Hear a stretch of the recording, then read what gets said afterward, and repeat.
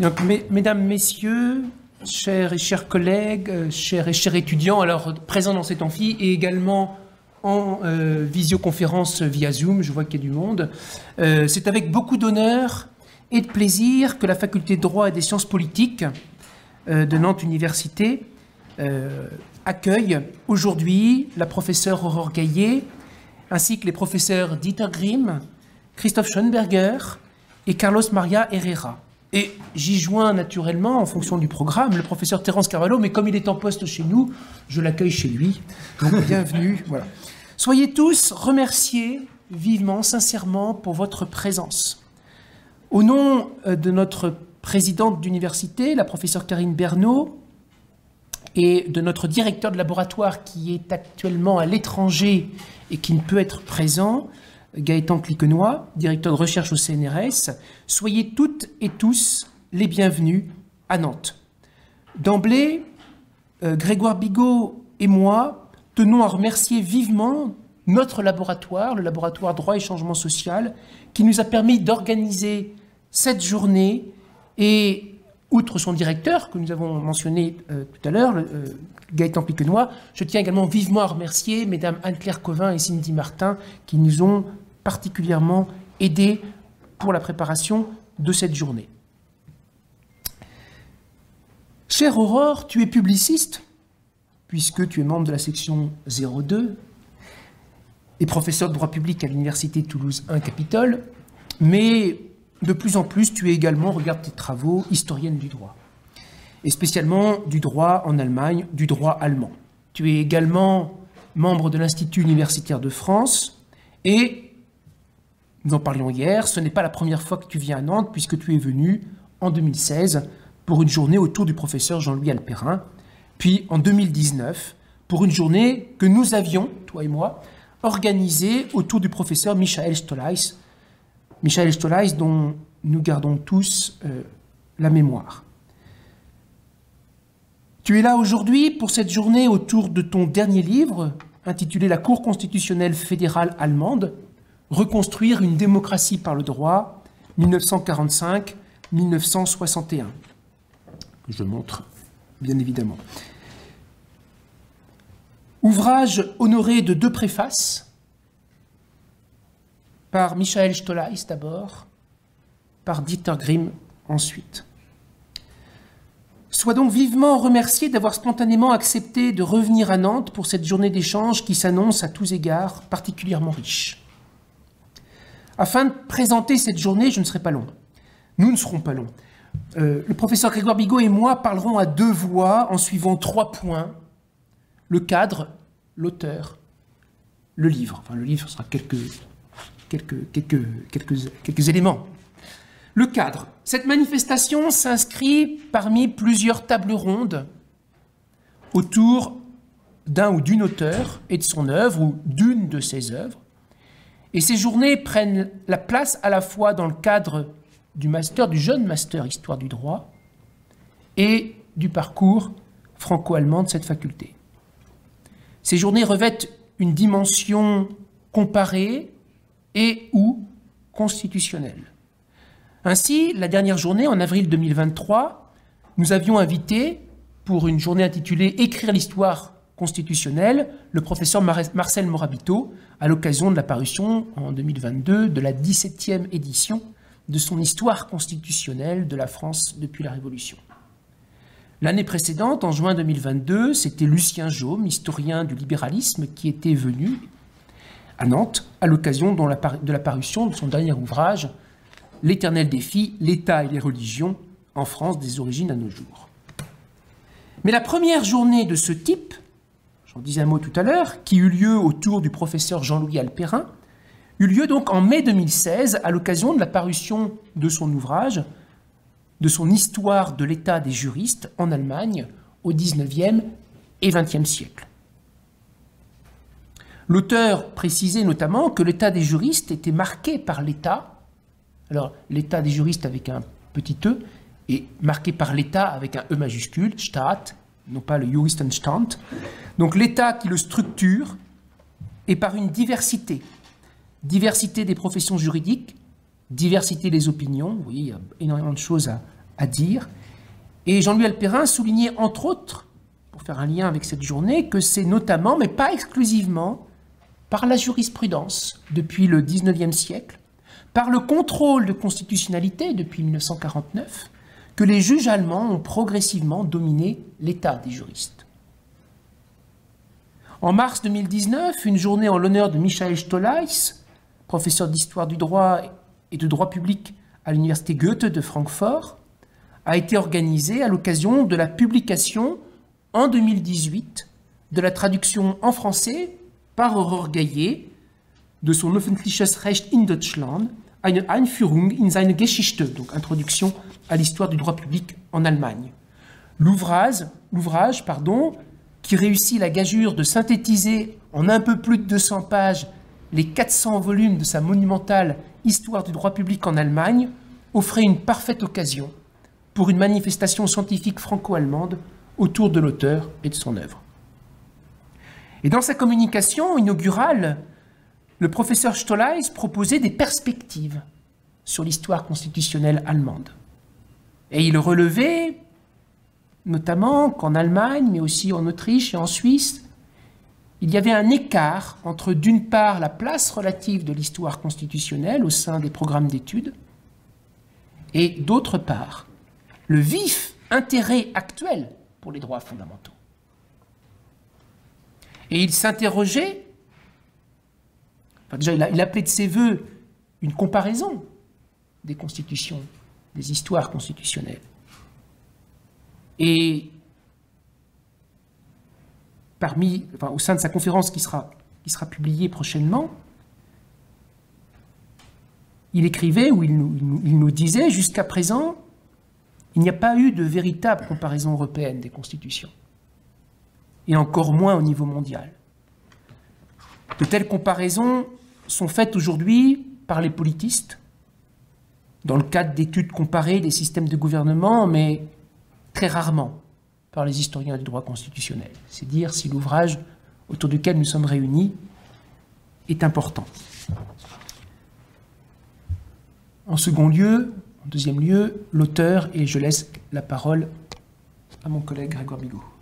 Merci, mon cher Xavier. Mesdames et messieurs, chers collègues, je voudrais au préalable, moi aussi, adresser mes plus vifs remerciements aux intervenants prestigieux qui m'intimident, pour tout dire, et qui ont accepté de venir débattre du dernier ouvrage de notre collègue et ami Aurore Gaillet. Je tiens à remercier le laboratoire Droit et Changement Social, et je remercie son fondateur de sa présence.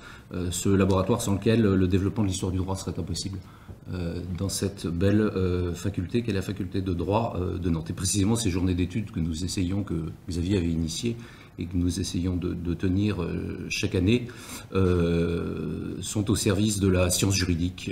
Or, comme vous le savez, c'est notre leitmotiv. Il n'y a de science juridique qu'à la condition de l'histoire du droit, et les travaux d'ailleurs d'Aurore Gaillet en témoignent, puisqu'elle fait, comme le souhaitait Pierre Legendre, une histoire généalogique et génétique du droit, et c'est la condition pour que le droit soit une science. Je suis particulièrement ému, d'abord parce que je connais Aurore depuis longtemps, et que je suis très heureux de cette journée. Je suis très heureux de présenter le professeur Aurore Gaillet, notamment à nos jeunes doctorants. D'une part parce qu'elle a un parcours exemplaire et que donc il faut espérer lorsque l'on est doctorant.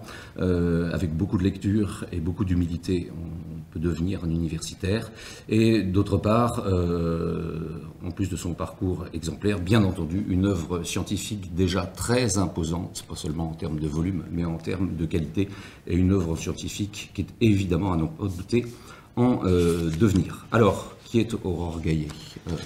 Aurore Gaillet a un parcours très classique, puisqu'elle a fait ses études de droit à la faculté de Strasbourg, à la frontière de l'Allemagne donc, et elle, après un parcours sans faute, Bac+5, elle s'est inscrite en thèse en co-tutelle entre la France et l'Allemagne, et sur un sujet de thèse dont le titre signale déjà l'ambition du sujet de recherche et de cet ouvrage dont je voudrais parler juste un instant.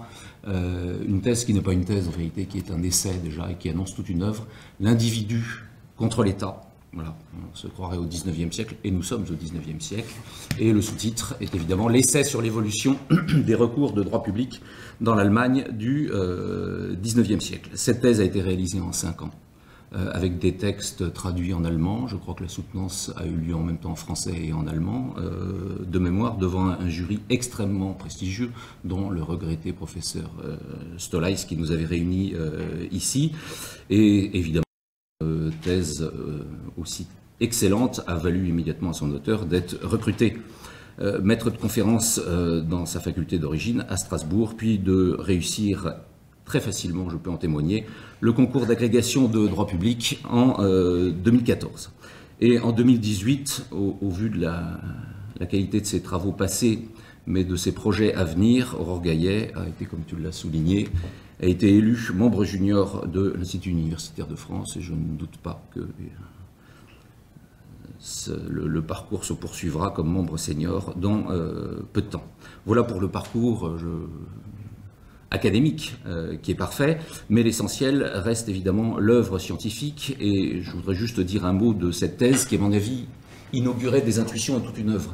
Cette thèse qui est donc un essai fondamental que tous les doctorants doivent lire, tous les doctorants qui s'intéressent au droit comme science, l'individu contre l'État. Pourquoi? Parce que cette thèse est d'histoire du droit et donc aussi de droit comparé. On fait du comparatisme dans le temps et on fait du comparatisme géographique, c'est ce que souhaitait Esmin, un des fondateurs de l'histoire du droit, et donc c'est fidèle à l'ambition intellectuelle de l'histoire du droit. Ce n'est pas une histoire érudite. C'est une histoire qui cherche à comprendre, à interroger le droit pour comprendre le droit. Et cette thèse est formidable puisqu'elle part du fondement du droit public, c'est-à-dire le rapport État-société. Et c'est ce qui permet de souligner la différence qu'il y a entre un modèle allemand et un modèle français. Et donc les deux droits allemand et français et les différences qu'il peut exister aujourd'hui entre le droit constitutionnel allemand et le droit constitutionnel français, mais aussi ce sous-droit constitutionnel qui est le droit administratif. Les différences, puisque le droit ne doit pas être divisé artificiellement entre droit constitutionnel et droit administratif. Avec cette grande différence, qui est une intuition géniale, que souligne Olivier Jonjean en préface, c'est que en Allemagne, la société est considérée comme extérieure à l'État. Et c'est ce qui va constituer les rapports de droit entre les individus qui constituent la société et l'État.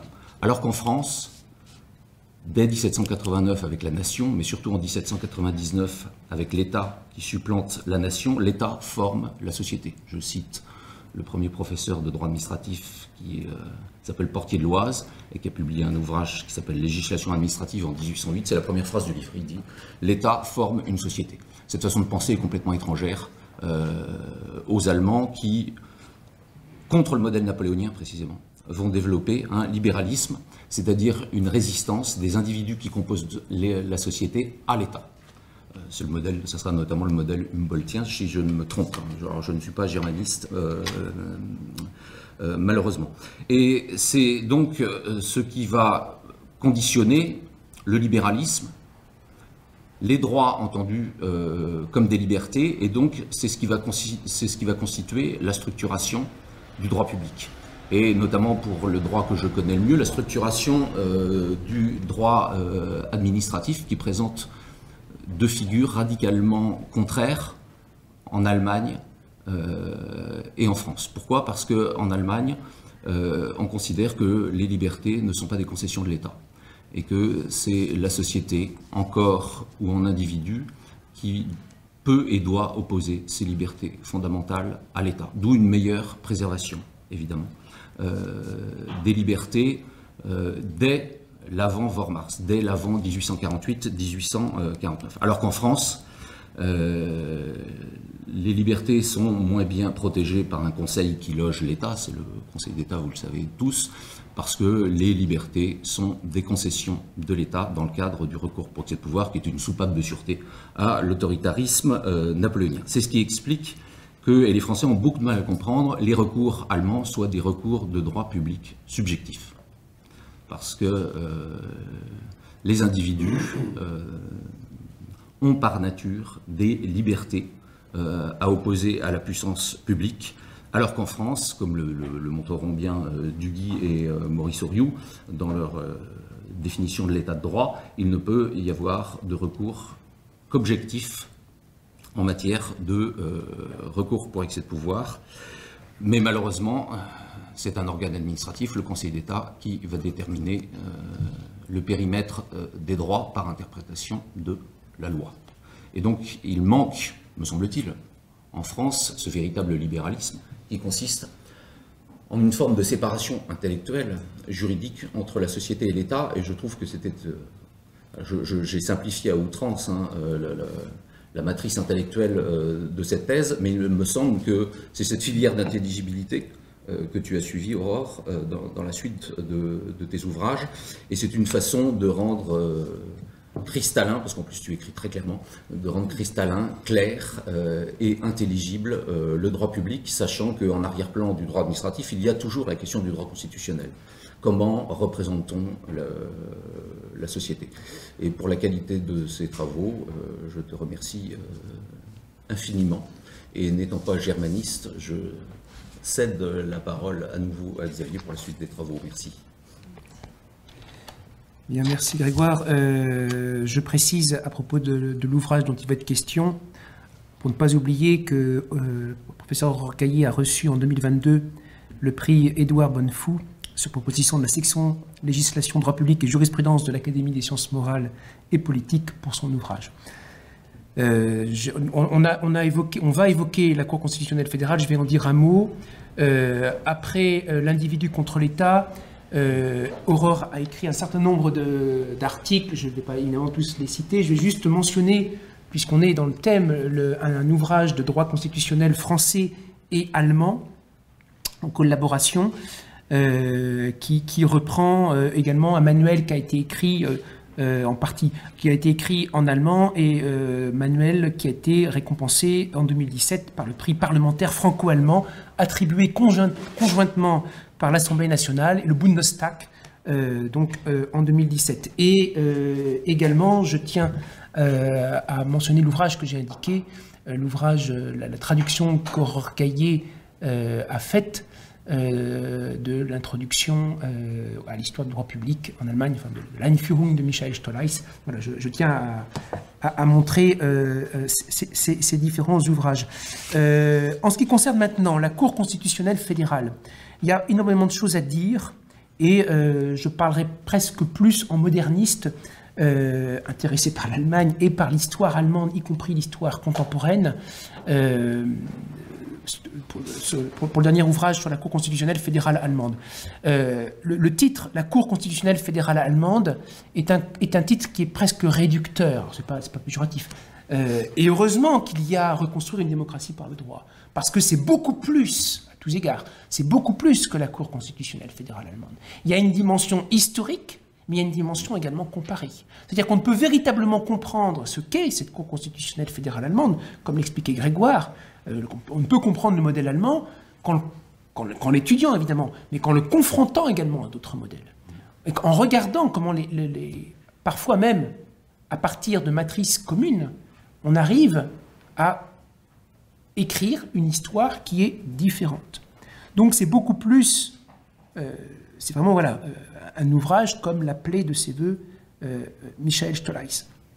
Et il y aurait plusieurs remarques à faire, mais en tant que moderniste, je parlais justement de cette matrice commune tout à l'heure, et en tant que moderniste, effectivement, lorsqu'on regarde l'histoire, alors après, est-ce qu'on la qualifie de constitutionnelle ou pas, mais l'histoire de la justice, des juridictions allemandes, alors quand je dis allemande, évidemment, avant 1806, c'est plutôt l'histoire impériale, l'histoire du Saint-Empire, c'est-à-dire, pour dire vite, l'actuelle Allemagne, l'actuelle Autriche, pour dire vite, eh bien, on constate que ce soit en France ou dans l'Empire qu'il y a quelque chose de commun. Tout passe par la justice. Et on le voit à la fin du XVe siècle, avec, en 1495, la création de la Cour impériale de justice, le Reichskammergericht. Et à la même date quasiment, enfin il commence à s'autonomiser, mais il est reconnu 3 ans après, 2-3 ans après, 1497-1498, il y a la création du Grand Conseil en France, qui est une émanation du Conseil du roi. Donc tout passe par la jurisdiction, tout passe par la justice. Et on voit que ces histoires qui peuvent paraître semblables ou qui peuvent paraître finalement assez proches, eh bien vont s'écarter à partir du XVIIIe siècle. Parce que la Révolution n'a pas la même conception, relègue la justice, et d'ailleurs on ne veut pas de justice constitutionnelle. Alors que l'Allemagne, elle, va se faire... Déjà l'Allemagne, ou plutôt l'Empire, ne va pas donner naissance à un État, mais à plusieurs États, et va être beaucoup plus sensible à cette question de la justice constitutionnelle, comme c'est le cas notamment du Reichsgericht, qui a été proposé par la Constitution Saint-Paul en 1849. Et puis on peut également citer le Staatsgerichtshof en 1919. Donc il y a vraiment une histoire constitutionnelle qui se démarque à partir du XVIIIe siècle de l'histoire française. Et finalement, la France, qui était assez proche de la conception judiciaire du pouvoir, c'était extrêmement fort, les étudiants qui sont là et qui m'ont eu savent que j'insiste particulièrement là-dessus, pendant longtemps, en France, mais pas qu'en France, légiférer, faire la loi, c'est une façon de rendre la justice. Et on voit bien que la Révolution a tout bouleversé. Et avec justement cette idée de vouloir juger la loi par un conseil constitutionnel, on a prétendu innover, ce qui n'était pas vraiment une innovation, parce que les Allemands le faisaient, et même très bien, même mieux. Mais on renoue, bien sûr, toute proportion gardée, comparaison n'est pas toujours raison, mais on renoue avec cette conception judiciaire. C'est-à-dire que pendant longtemps, la loi ne pouvait entrer en vigueur que si elle avait été jugée. Jugée conforme à un ordre normatif beaucoup plus large. Voilà. Donc il y a énormément de choses. Alors moi j'ai beaucoup appris, mais j'ai même poursuivi les réflexions plus anciennes à tous égards, et c'est en cela, je ne dirais que ça, et c'est en cela que finalement cette journée, je l'attends avec beaucoup d'impatience, et je suis très heureux qu'elle ait lieu. Et juste pour citer et pour terminer, dans cet ouvrage, je pense qu'en une phrase, tout est dit. J'espère que ce n'est pas une phrase qui va... Ou alors ça fera transition que tu avais pensé citer. Appréhender la spécificité de la justice constitutionnelle allemande requiert une perspective large, à même de rendre compte de la manière dont la Cour s'est appropriée ses nombreuses compétences, à même de comprendre comment cette Cour constitutionnelle, aux allures de Cour suprême, s'appuie sur les droits fondamentaux pour développer la judiciarisation, constitutionnalisation de la plupart des sujets intéressant l'État et la société. Alors, l'esprit de la journée est simple. Nous avons invité chacun des intervenants à parler librement, selon leur choix, d'un thème, d'un aspect, d'une tendance de l'ouvrage. C'est la raison pour laquelle, selon l'esprit des journées, aucun titre n'est demandé. Nous savons très bien qu'entre universitaires, on a toujours une idée, et jusqu'au dernier moment, on peut changer. Enfin, pas complètement, mais en grande partie. Et donc, c'est l'esprit de cette journée. Et donc, nous allons commencer d'abord par laisser la parole à Aurore Gaillet, pour qu'elle nous expose la genèse de ce livre. Oui, j'ai pas mentionné, mais je pense que tu me diras les parties qui le structurent. On en parlait hier. Donc, pour que tu parles de la genèse de cet ouvrage, et par la suite, les différents intervenants interviendront. Je vous remercie.